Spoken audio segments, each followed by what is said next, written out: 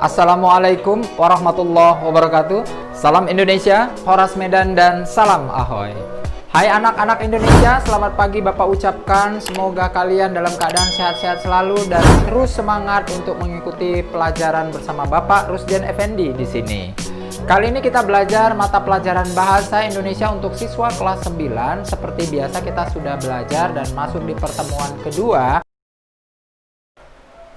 Di kompetensi dasar 3.10, kita mencoba untuk menelaah pendapat dan argumen yang mendukung baik menentang juga yang disebut dengan pro dan kontra dalam teks diskusi berkaitan dengan permasalahan aktual yang dibaca maupun diperdengarkan.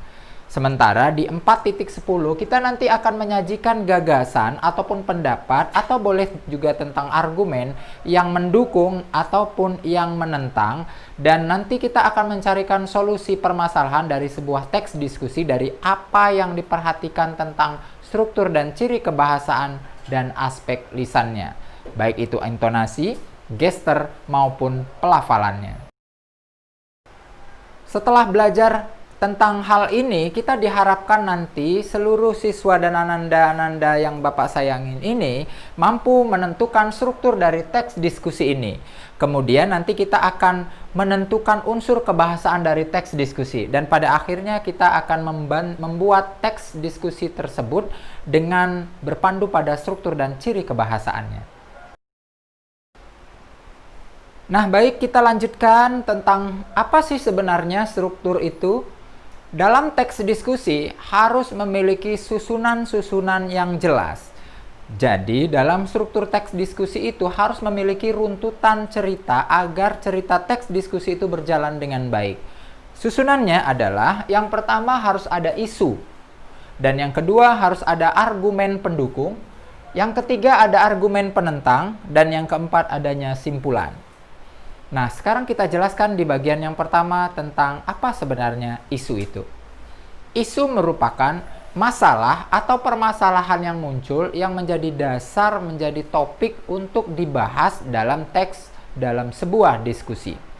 Kemudian yang disebut dengan argumen pendukung adalah alasan-alasan yang terjadi yang mendukung terhadap terciptanya kegiatan dan kita sepaham terhadap kegiatan-kegiatan positif yang terjadi dalam diskusi itu. Sementara yang disebut dengan argumen penentang adalah kondisi di mana alasan-alasan kita untuk menolak pernyataan yang tidak sesuai dengan apa yang sedang kita bahas itu. Sehingga kita nanti di akhirnya mampu memberikan sebuah simpulan. Simpulan itu adalah sebuah hal yang ditarik menjadi sebuah kesimpulan agar kita memberikan saran yang baik terhadap sebuah diskusi. Untuk lebih jelasnya, apa sebenarnya susunan teks tersebut, kita perhatikan wacana berjudul Dampak Menonton TV bagi Remaja. Perhatikanlah wacana berikut ini.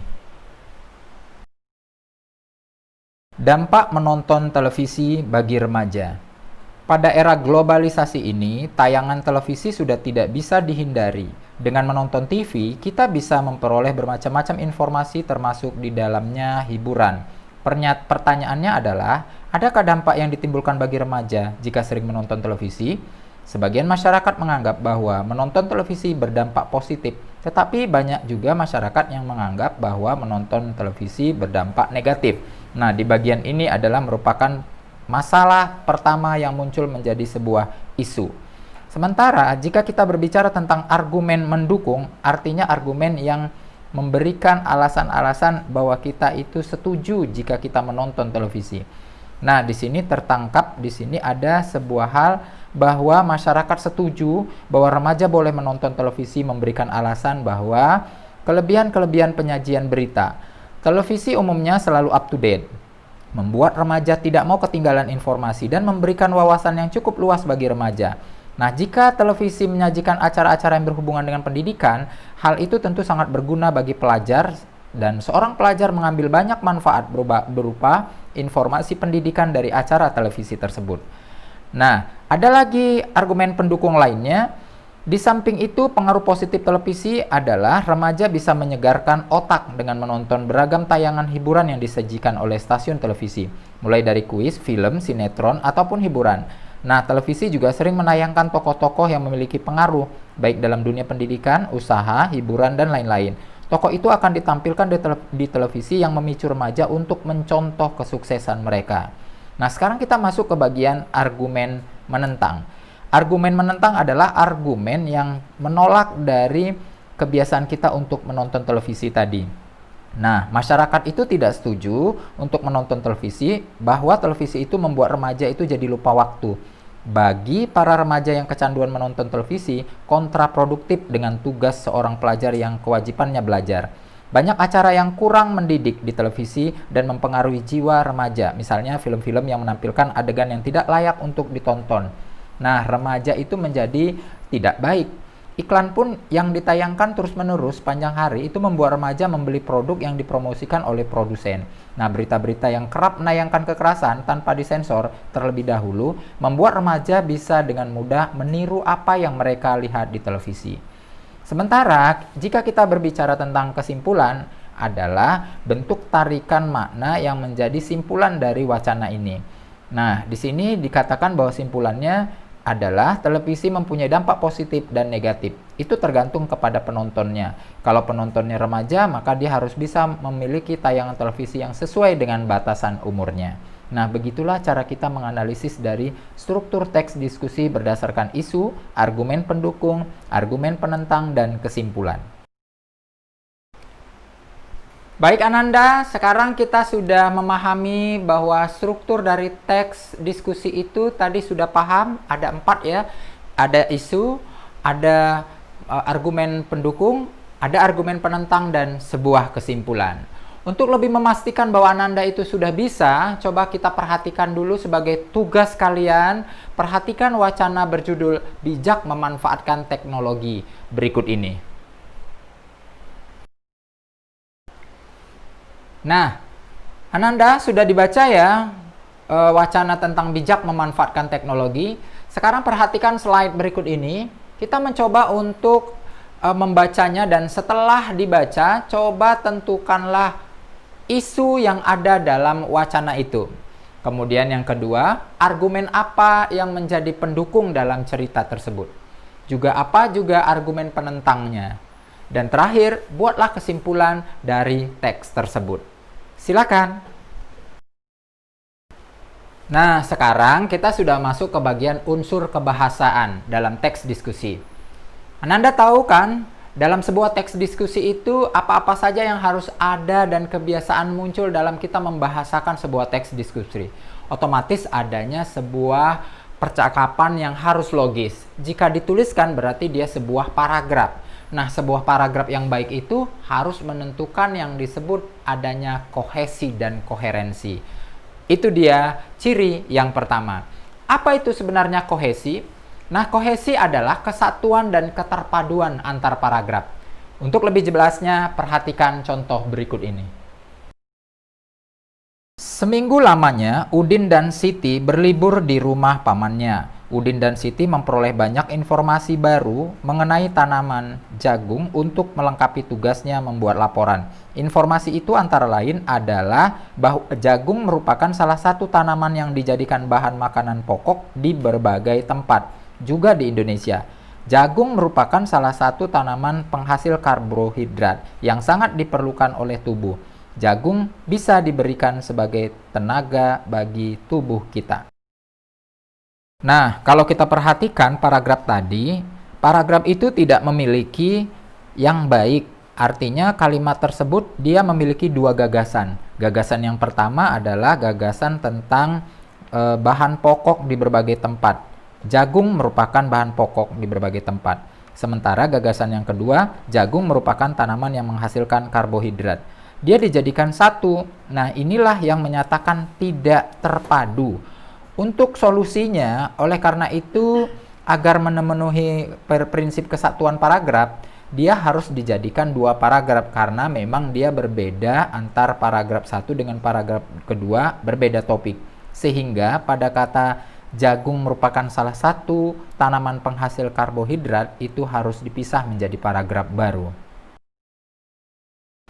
Nah, sekarang kita masuk pengertian dari koherensi.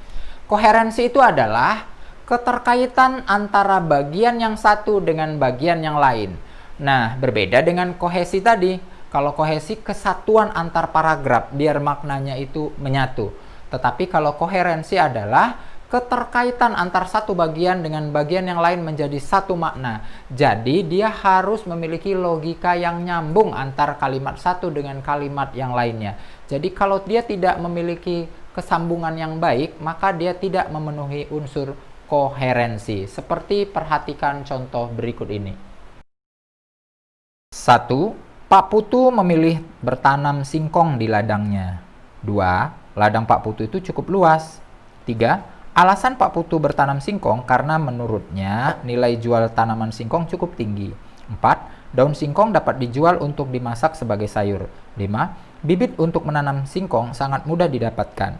6. Di samping itu, umbinya merupakan salah satu bahan makanan penghasil karbohidrat. Nah, kalau kita lihat dan kita baca paragraf tersebut, itu kalimatnya ada terasa yang janggal atau yang tidak padu. Kenapa dia tidak padu? Karena terasa janggal tidak berhubungan antar kalimat pertama dengan kalimat sebelumnya. Nah, ini paragraf tersebut disebut tidak koherensi karena paragraf tersebut tidak padu pada kata dan pada kalimat kelima. Di antara bibit untuk menanam singkong sangat mudah didapatkan. Baik Ananda, sekarang kita masuk ke bagian yang kedua, ciri kebahasaan dalam teks diskusi, yakni kata tugas.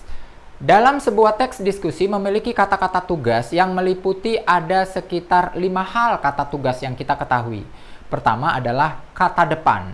Kata depan sering sekali muncul dari, dengan, di, dan ke. Nah, ada perbedaan antara di dan ke sebagai kata depan dan di dan ke sebagai awalan. Kalau di dan ke sebagai kata depan biasanya tulisannya terpisah dan setiap berjumpa dengan kata keterangan tempat. Misalnya di sawah, ke sekolah. Tetapi kalau di dan ke sebagai kata kerja atau sebagai imbuhan, dia biasanya berjumpa dengan kata-kata kerja tadi. Seperti ketua, kekasih, atau dipukul. Dan biasanya selain berjumpa kata kerja, berjumpa juga dengan kata sifat. Tulisannya harus dirangkai. Itulah perbedaan antara di dan ke sebagai kata depan dan di dan ke sebagai imbuhan. Selain itu, juga memiliki kata hubung. Kata hubung ya termasuk disebut dengan konjungsi. Dan, tetapi, jika, dan lain sebagainya. Kemudian, kata tugas yang lain adalah kata seru. Kata seru ini adalah kata ungkapan perasaan. Misalnya, aduh, hai, wahai, dan lain sebagainya. Yang keempat, ada partikel. Partikel ini adalah kata yang bergramatikal. Dia bermakna dan tidak bisa kalau dia berdiri sendiri, karena tidak bermakna. Dia berfungsi sebagai penegas, seperti lah, kah, tah, pun. Sayalah orangnya, jadi lahnya itu penegas. Siapakah yang mengambil ubi itu? Siapakah kahnya sebagai penegas? Nah, itu contoh dari partikel lah, kah, dan pun. Yang terakhir adalah artikula. Kata tugas yang berbentuk artikula adalah kata yang tidak memiliki arti namun berfungsi memodifikasi nomina atau kata benda. Seperti si, sang, hang, dan dang. Contohnya si kucing atau sang kodok misalnya. Sang guru. Nah, kata-kata benda itu dimodifikasi dengan munculnya ada artikula di depannya. Yang ketiga adalah kata modalitas. Kata modalitas adalah kata yang mengandung kemungkinan, kira-kira, dan kenyataan. Contohnya, harus, akan, ingin, mungkin, sudah, belum. Itu biasa muncul dalam teks-teks diskusi. Yang keempat adalah kosakata evaluatif. Kosakata evaluatif artinya adalah kosakata yang mengandung penilaian yang digunakan untuk memberikan penilaian terhadap suatu masalah. Contoh misalnya, manusia yang telah dimanjakan dengan teknologi akan menyerahkan semua keperluannya untuk dikerjakan oleh teknologi. Nah, mereka menjadi orang yang bergerak dan pasif akan lingkungannya. Akibatnya akan gampang sakit dan kehilangan rasa kemanusiaannya. Berdasarkan hal tersebut, dapat disimpulkan bahwa selain memberi manfaat, ternyata teknologi itu dapat menjerumuskan manusia. Nah, di sini ada pada kata berdasarkan hal-hal tersebut. Di bagian ini mengandung penilaian-penilaian dan memberi penilaian terhadap sesuatu hal. Nah, yang kelima adalah kosakata emotif. Kosakata emotif adalah kosakata yang dapat membangkitkan emosi atau perasaan kita sebagai manusia ini. Contoh, banyak tayangan TV yang kurang sesuai dengan norma masyarakat di Indonesia. Nah, pada saat kata kurang sesuai, itu tergugah perasaan kita dan nilai emosi kita muncul. Seolah-olah kita akan mengeluarkan pendapat bahwa, oh iya ya, tayangan televisi memang banyak hal-hal yang tidak sesuai. Kadang hati kita akan protes jika setuju dan tidak setuju. Seperti itulah kata-kata emotif itu. Nah, Ananda, untuk lebih jelasnya lagi tentang bagaimana unsur kebahasan dalam teks diskusi, maka sebagai tugasnya perhatikan wacana berjudul pemanasan global berikut ini. Nah, di wacana pemanasan global ini, setelah Ananda membacanya, coba kira-kira carilah apa unsur kebahasaan yang ada pada teks tersebut. Mulai dari cari apa yang ada dalam kata-kata tugas apa yang ada, terus kohesi dan koherensinya, kemudian cari juga dengan kata modalitasnya, cari juga di situ ada nggak kata-kata yang berbentuk kata emotif dan kata evaluatif tadi. Silahkan kita cari. Ayo. Nah, Ananda semua, sekarang kita masuk ke bagian bagaimana cara kita untuk menyajikan gagasan, pendapat, argumen, baik yang mendukung maupun argumen yang kontra, serta solusi dari apa yang disebut dengan teks diskusi itu. Nah, ada beberapa langkah untuk membuat teks diskusi itu dengan baik. Ada 6 langkah yang ada pada slide ini. Kita perhatikan dari langkah pertama. Tentukan dulu topik atau isu yang akan kita bahas. Masalahnya itu tentang apa? Nah, setelah kita tahu masalahnya apa, baru kita cari informasi dari data tentang masalah tersebut. Nah, selanjutnya, tentukan tujuan, baik itu tujuannya untuk memberi penjelasan tentang hal yang pendapat mendukung maupun pendapat yang menentang. Setelah kita tahu apa pendapat-pendapat tersebut, baru kita mencobalah untuk menyusun kerangka karangannya dengan baik. Setelah menulis kerangka apa yang akan kita tulis, jangan lupa kita masuk ke tahapan menulisnya dengan mengembangkan kerangka itu menjadi teks diskusi. Kalau sudah selesai teks diskusi itu, baru ke tahap selanjutnya yang terakhir adalah kita merevisi atau menyunting teks tersebut menjadi sebuah teks diskusi. Oke? Baik Ananda, untuk agar latihan kalian lebih baik lagi bagaimana cara kita untuk menyusun sebuah teks diskusi ini, Bapak akan menjelaskan dan memberikan sebuah tugas kepada kalian. Perhatikan dulu gambar slide berikut ini supaya kalian lebih jelas lagi. Amati gambar berikut ini. Gambar pertama dan gambar kedua. Tentukan tema dari gambar tersebut untuk dijadikan bahan teks diskusimu. Kemudian, cari informasi mengenai tema diskusi yang kamu pilih itu. Tentukanlah pendapat yang pro dan tentukanlah pendapat yang kontra. Nah, kalau kita lihat, itu kan di gambar pertama kan ada Grab, Uber, ada Gojek. Nah, itu kan permasalahan tentang bagaimana adanya kendaraan-kendaraan tumpangan yang baru ya.